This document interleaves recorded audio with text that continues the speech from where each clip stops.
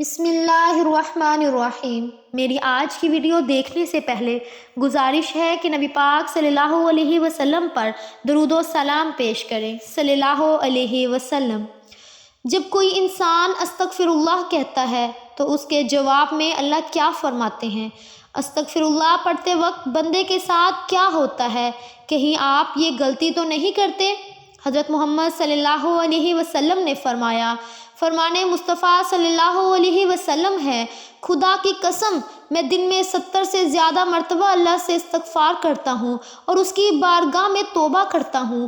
بہت سارے لوگوں کی الفاظ ہوا کرتے ہیں، کوئی غلط بات ہوئی تو انہوں نے استغفر اللہ پڑھا تو لوگ استغفر اللہ کہنے کی عادی ہو جاتے ہیں۔ استغفر اللہ کا مطلب ہے کہ اے اللہ ہمیں بخش دے۔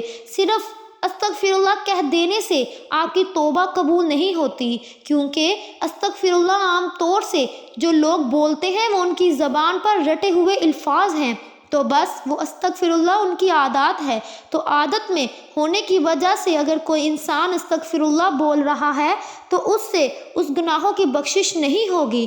آپ صلی اللہ علیہ وسلم نے فرمایا، گناہوں بے شرمندہ ہونا توبہ ہے، اور جب کوئی انسان اللہ کی بارگاہ میں توبہ کرتا ہے تو اللہ تعالیٰ 7ویں آسمان سے پہلے آسمان پر آ کر ایک خاص نگاہ ڈالتا ہے، ایک توجہ فرماتا ہے اور بندے سے کہتا ہے، میرے بندے آؤ، میں کب سے تیرا انتظار میں تھا، لوٹ آؤ، اپنے رب کی مرضی کی طرف لوٹ آؤ، اپنے رب کی مغفرت کی طرف۔ ایک جگہ اللہ فرماتا ہے، لوگوں ایسی جنت کی طرف دور ہو جاؤ، اس کی چوڑائی اور لمبائی آسمان و زمین کے برابر ہے، اور اپنے رب کی مغفرت کی طرف دوڑو۔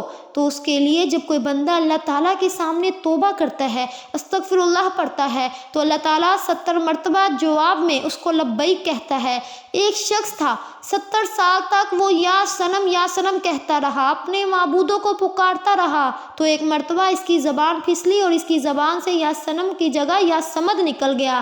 یا سمد اللہ کا نام ہے جس کا معنی بے نیاز، تو اللہ تعالیٰ نے 70 مرتبہ اس کے جواب میں لبیک کہا۔ ایک روایت آتا ہے کہ 70,000 دفعہ اللہ تعالیٰ نے لبیک کہا، یعنی اے میرے بندے تیرا رب حاضر ہے، کیا چاہتا ہے؟ تو فرشتوں نے کہا کہ مولا، یہ بندہ تجھے نہیں پکار رہا، یہ تو یا سنم کہہ رہا تھا، دھوکے سے اس کی زبان سے تیرا نام نکلا، بلکہ یہ تو تجھے جانتا ہی نہیں، یہ تو ساری زندگی یا سنم کرتا رہا۔ تو اللہ تعالیٰ فرماتا ہے، فرشتوں خاموش ہو جاؤ، اور فرمایا کہ مجھے معلوم ہے کہ یہ مجھے نہیں پکار رہا، لیکن دھوکے سے ہی صحیح، لیکن اس نے اپنے معبود حقیقی کو پکارا ہے۔ اگر میں نے بھی اس کے سوال پر اس کو جواب نہ دیا تو پھر مجھ میں اور ان میں کیا فرق رہے گا جس کو یہ 70 سال سے پکار رہا ہے؟ کوئی بندہ دھوکے سے بھی رب کو پکارتا ہے تو اللہ تعالیٰ اس کے لیے ثواب بھی لکھ دیتا ہے اور اس کی طرف متوجہ بھی ہو جاتا ہے۔ تو اگر ایسے ہی کسی انسان کی زبان پر استغفر اللہ جیسے الفاظ رہتے ہیں تو یہ بے فائدہ نہیں ہے بلکہ بہت اچھی چیز ہے، اور اگر انسان نے اس نیت سے استغفر اللہ پڑھا کہ اس نے جو گناہ کیے ان کی معافی مل جائے تو اس کے تمام گناہوں کو اللہ تعالیٰ معاف فرما دے گا۔ جو استغفار کو لازم کر لے، اللہ پاک اس کی تمام مشکلوں میں آسانی اور غم آزادی اور اسے وہاں سے روزی دے گا جہاں سے اس کا کم اور بھی نہ ہو۔ استغفار سے دلوں کا زنگ دور ہوتا ہے۔ جب بندہ اپنے گناہوں سے توبہ کرتا ہے تو اللہ تعالیٰ لکھنے والے فرشتوں کو اس کے گناہ بلا دیتا ہے، اس طرح یعنی ہاتھ پاؤں کو بھی بلا دیتا ہے، اور زمین سے اس کے نشانات بھی مٹا دیتا ہے، یہاں تک کہ قیامت کے دن جب وہ اللہ پاک سے ملے گا تو اللہ پاک کی طرف سے اس کے گناہ پر کوئی گواہ نہ ہوگا۔ حضرت سیدنا حسن بصری رحمۃ اللہ علیہ کے پاس ایک شخص آیا اور اس نے خشک سالی کی شکایت کی۔ آپ رحمۃ اللہ نے اس سے استغفار کرنے کا حکم دیا، اور دوسرا شخص آیا، اس نے تنگ دستی کی شکایت کی تو اسے بھی یہی فرمایا۔ پھر تیسرا شخص آیا، اس نے اولاد نہ ہونے کی شکایت کی تو اس سے بھی یہی فرمایا۔ پھر چوتھا شخص آیا، اس نے اپنی زمین کی پیداوار کم ہونے کی شکایت کی تو اس سے بھی یہی فرمایا۔ حضرت ربی رحمۃ اللہ علیہ وہاں حاضر تھے، انہوں نے عرض کی کہ آپ کے پاس چند لوگ آئے اور مختلف حاجتیں پیش کی، آپ نے سب کو ایک ہی جواب دیا کہ استغفار کرو۔ تو آپ رحمۃ اللہ علیہ نے ان کے سامنے یہ آیت پڑھی جن میں استغفار کو بارش، مال، اولاد اور باغات کی عطا ہونے کا سبب فرمایا گیا۔ ترجمہ کنز الایمان۔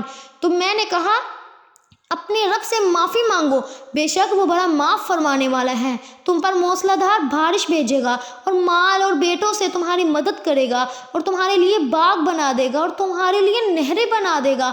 بندہ کسی گناہ کو اللہ تعالیٰ کی نافرمانی جان کر اس کے کرنے پر شرمندہ ہوتے ہوئے رب سے معافی مانگے اور آئندہ کے لیے اس گناہ سے بچنے کا پکا ارادہ کرے اور اس کی گناہ کی تلافی کے لیے کوشش کرے۔ چوری کی تھی یا رشوت لی تھی تو بعد توبہ وہ مال اصل مالک یا اس کے ورثہ کو واپس کرے یا معاف کرنے والے، اور اگر حاصل مالک یا ورثہ نہ ملے تو ان کی طرف سے راہ خدا میں اس نیت سے صدقہ کر دے کہ وہ لوگ جب ملے اور صدقہ کرنے پر راضی نہ ہو تو اپنے پاس سے انہیں واپس دوں گا۔ توبہ و استغفار کی تمام تر اہمیت اور فضائل کے باوجود بعض بد نصیب نفس و شیطان کے بہکاوے میں آ کر توبہ استغفار کرتے ہوئے ٹال مٹول سے کام لیتے ہیں۔ توبہ کا موقع ملنا بھی بہت بڑی سعادت کی بات ہے۔ بہت سے لوگوں کو توبہ کا موقع بھی نہیں ملتا اور وہ بغیر توبہ کیے اس دار فانی سے چلے جاتے ہیں۔ موت کا کوئی بھروسہ نہیں، اس لیے ہمیں چاہیے کہ کثرت سے توبہ استغفار کریں۔ قرآن مجید میں ارشاد باری تعالیٰ ہے کہ اللہ استغفار کرنے والوں پر رحم کی بارش کرتا ہے اور ان کی طاقت میں اضافہ فرماتا ہے۔ اللہ رب العزت قرآن مجید میں اس جگہ فرماتا ہے کہ اور میں نے نوح علیہ السلام نے اپنی قوم سے کہا کہ اپنے رب سے اپنے گناہ بخشواؤ اور اپنی معافی مانگو، وہ یقیناً بڑا بخشنے والا ہے۔ وہ تم پر آسمان کو خوب برساتا ہوا چھوڑ دے گا اور تمہیں خوب بے در پہ مال اور اولاد میں ترقی دے گا اور تمہیں باغات دے گا اور تمہارے لیے نہریں نکال دے گا۔ استغفر اللہ کی خوشنودی کا سب سے بڑا ذریعہ ہے۔ ایک حدیث مبارکہ ہے کہ اللہ پاک توبہ کرنے والے بندے سے اس شخص سے بھی زیادہ خوش ہوتے ہیں جس نے اپنا گمشدہ اونٹ پا لیا ہو۔ اپنے لوگوں کو ہر وقت استغفر اللہ کہنے کی عادت ڈالنی چاہیے۔ اس کے علاوہ ہمیں چاہیے کہ ہم ہر وقت اللہ کا ذکر کرنے اور اللہ کا ذکر کریں۔ جو لوگ اللہ کا ذکر کرتے ہیں وہ زندہ ہیں، جو لوگ اللہ کا ذکر نہیں کرتے وہ مردہ ہیں بلکہ مردار ہیں۔